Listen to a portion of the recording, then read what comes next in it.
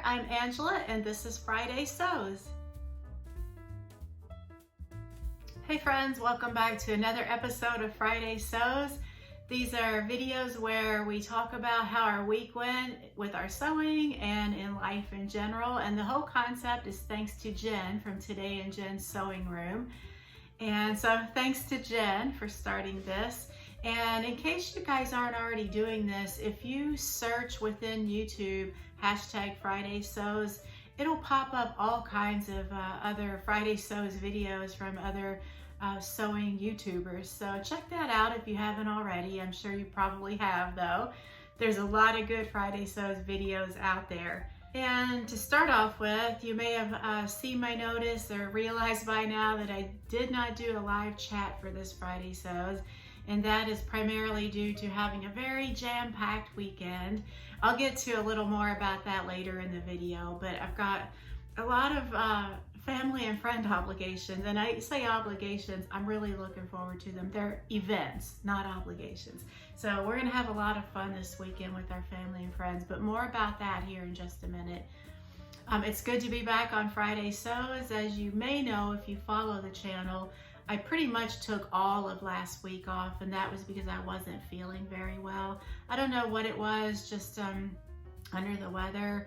I'm not really sure, but I just felt like wiped out all week, just drained and exhausted. So I took the week off from sewing and from videoing. And thanks to everyone for all the well wishes. I really appreciate that. And I am feeling pretty much back to 100% by now. So thanks again for that. And let's go ahead and get into the sewing portion for this Friday Sews. Ta-da! She's not all the way done yet. I still have to put the neck facings and arm side facings and do the hem, but it's so close. And I know I've gone like back and forth. If you've watched my whole saga about this dress, am I gonna line it, am I not? I'm not lining it. I'm 100% certain. That's my decision. So that does mean I'm gonna have to go and finish all of the seams on the inside and just come up with some facings. And I may just do like a bias tape treatment for the neck and the arm sides rather than actual facings. I would say I have a love-hate relationship with facings, but it's really pretty much just a hate relationship with facings. Does anybody like facings? I can never get them to lie properly. Or even if I do, they're always prone to kind of like flopping back up. Even if I tack them down at the shoulder seams and the underarm seams, they never behave. So if I do like bias tape binding, it may mean, like, I think that pretty much will mean some top stitching. So I'm not sure how I feel about that, and I'm gonna give it a little more thought about facings versus bias tape finishes for those openings. Yeah, but it's getting there. I've tried it on. I love it. I love it so much. I thought that I probably would, even though it's been like a real slog getting this dress done with everything else going on in life. But I'm going to give you guys a little bit of a sneak peek, even though it still does have the raw edges. It's done enough for me to try it on, and I did have to make some adjustments on it. I'm going to show you guys the pattern, and if you see the illustrations here, I kind of thought that the neckline sat really low, and I was a little watchful for that. I don't really like things that low on myself, and so I was kind of mindful about that. And because I did not do a muslin or a toile for this dress, I wasn't sure what to expect with that neckline. And if it sat low, I was prepared to deal with that. It would be fine. It's not like it's showing like cleavage or anything like that, but it is a little bit low for my taste. So when I got the dress, the shoulder seams and the side seams stitched together, basted together at this point, and tried it on, it did sit really low, and not just the neckline, which I could deal with, but the arm size hung down pretty low. So what I ended up doing was just, you know, taking it up here at the shoulder seams, which kind of raised the whole dress. And I don't know if that's the standard way to make that kind of adjustment, but it worked for me. And it also put the waistline back where it was supposed to be. So I'm just thinking maybe this was drafted for someone a lot taller than me. I'm 5'6", which I feel like is pretty average height for a woman, you know, give or take an inch.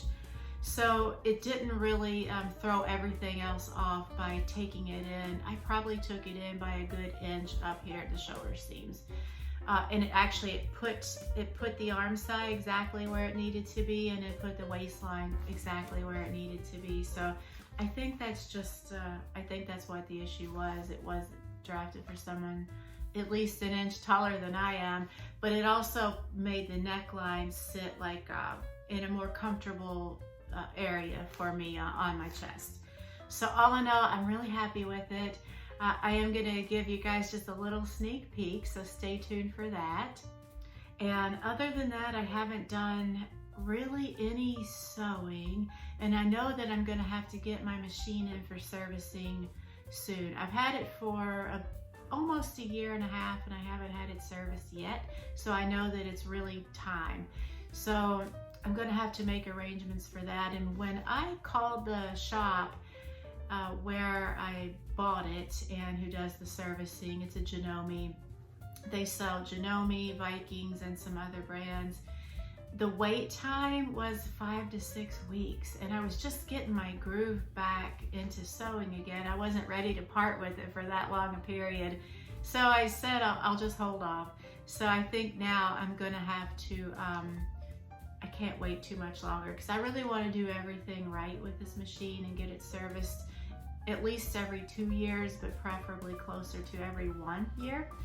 So I'm gonna call and schedule that appointment, and I'm trying to think, how is that gonna affect like my whole life without my sewing, machine, and what I thought I could take that time to use that time for, if they still have such like a long lead time on getting machines back, is just to cut out a bunch of patterns and have those ready to go. I can put them in like large Ziplocs or bins, and to keep them separated, to keep all the pieces together.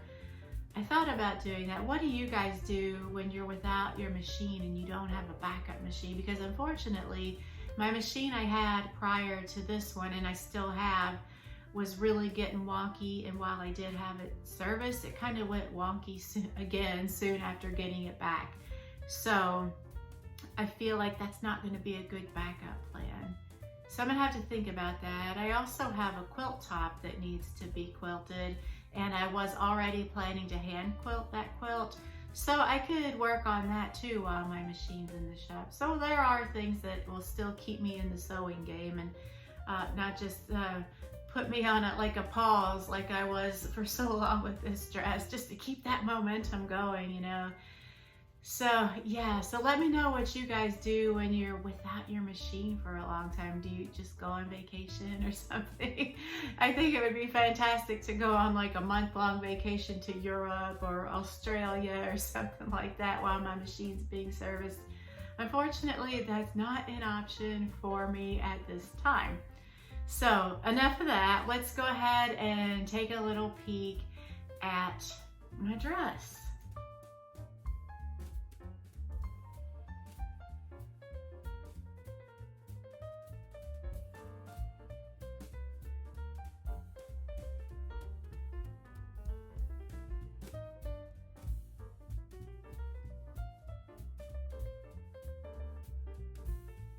So what do you think? Do you like it? I'm really happy with it. It's very comfortable. It feels really good.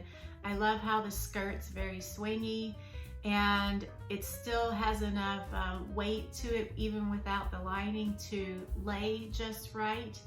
So I think I'm gonna be really, really happy with this dress, and I'm already trying to find some places and reasons that I can wear it. I wish I had finished it in time for this weekend with all these fun events that are going on, but that's okay. There'll be other times. So yeah, let's move on to life. So the past couple of weeks, other than recuperating from whatever that was that had me knocked out, we've done a couple of things around here, my husband and I. We made a peach cobbler. So last year, I went in with a friend of mine to one of our local farms, and we split a bushel of peaches. So she took half and I took half, and I made a bunch of things at the time with the fresh peaches, but I also canned a bunch of them too. It was my first experience canning. It was just water bath canning, and it was so much fun to do. I was glad to finally learn how to do that. So we made peach cobbler with the last of the canned peaches, and it was so good, delicious. I'll find a link to the recipe that I used to put it in the description box below in case you guys are interested. It is a vegan recipe, which I am primarily plant-based, but it really didn't matter. It didn't call for eggs, and I think it used almond milk. You can use like your plant-based milk of choice, or even dairy milk if you prefer. But it was so good, and it just filled up like a 9x9 or 8x8 pan, and I was sure wishing that it had made enough for a 9x13. We went through it pretty quickly. It was delicious. So I'm hoping to get a bunch more peaches this year and try that again. So good. What else? The garden's coming along pretty nicely. I got my first blueberries off one of my blueberry plants, so that was pretty exciting. I've picked a cucumber, just one so far. It's a little pickling cucumber, but I'll probably cut it up to use in a salad since I don't have enough of them at this point ready to pickle. I did get a really short haircut, and I have been like trying to let the blonde grow out of my hair for about a year now, deliberately. So as a kid, I was pretty blonde, but then it just got darker over the years. And growing up, my mom was actually a hairstylist. So we started coloring my hair blonde from the time I was like 14. So ever since then, for pretty much my whole life, I've been blonde. There were a couple of times as an adult where I dyed it darker, like a dark auburn, just for a change up, but I haven't had it like all my natural color since I was a kid. So this is it's kind of fun just to see it, although there's a lot of gray. There's a lot of gray that was being hidden by coloring it all those years. And it doesn't show too much when I'm indoors, but when I go out and hit that sunlight, like all you can see is like gray. It really like brings that out. So I'm not sure how I feel about that. It's only been like a week since I've had this cut and had like gotten all the blonde out. So I'm kind of living with it for a while. I love the cut. I love my hairstylist. She's also a friend of mine. She does a great job. Yeah, but as far as whether I can live with the gray or not, we'll see. I'm giving it a fair shake because you never know. Maybe I will fall in love with it. Or maybe I'll try to do some kind of a dark rinse just to stick with this brown color as much as possible. Anyway, experimentations with hair, it's always interesting. And that's pretty much all I have to share with you guys. No, wait, I wanted to tell you about some of the things we're doing this weekend. So it's Father's Day, of course, and we are going to my in-laws to celebrate Father's Day there. My own father passed away in 2016. So yeah, it's a little difficult, but I'm glad that I have a great father-in-law to celebrate Father's Day with. And one of our very dear friends is turning 50 this year, so we're not hosting it, but we are going to a big surprise birthday bash for him. I'm pretty sure that he or his wife, neither one of them, watch this channel, so I'm not giving away the surprise. So yeah, so we're going to that this weekend, and that's going to be a lot of fun. So some of the group of friends is coming in from Florida, and some of them live a few hours away. So it'll be fun to have like the whole group together, and we're looking forward to that. So yeah, I'll be doing that on Friday night. It's like a 2-day event. It's a big deal. And then Sunday, of course, is Father's Day. So it's going to be a packed weekend, and I'm looking forward to seeing everyone. What do you guys have planned for this weekend? I hope you're doing something fun, and maybe you're getting some sewing in. And I'm hoping that by the time my next video posts next week, I'll have my blue and pink flower dress finished, and she'll be ready to wear to a party. Yeah. So let me know what you guys are up to in the comments, what you're working on. And I do have a featured channel this week. I know it's been at least probably a couple of weeks since I've done a featured channel. So this week's featured channel is Raven Maureen, and of course I'll put a link to her channel in the description box. She also has a blog which she refers to in her videos, but I haven't really checked that out too much. I find it really difficult to surf blogs these days, which I used to be really into. I loved reading blogs, and nowadays it's really all about watching the videos. That's just where kind of my path has taken me. Yeah, so she has, I think, just under 30 videos out. What I really love about her channel is she does a really wide variety of videos. She does fabric hauls, pattern hauls, pattern reviews. She does some sew-alongs. She'll do some how-to videos for certain techniques. She's really pretty young and she's very peppy, which I like. I find that as I'm getting older and kind of slowing down, I love being around younger people because I love that energy that they bring to the world. And it jazzes me up a little bit. So I love that about her channel, just the happiness and yeah, very upbeat. So go check her channel out, and I hope that you're having a great weekend. And I think next Friday, so for next week, I'll try to get back to the live chats because I really miss that. I love chatting with you guys in the chat box. And I'm kind of slowly leading up to doing like an actual live video. So we'll see. That's a little scary and nerve-wracking, but I think it'll be like anything. Once you like break the ice, it'll be just fine. And it'll be another way to connect with you guys too. So that's it. I hope you have a great weekend, and I will talk to you later. Bye.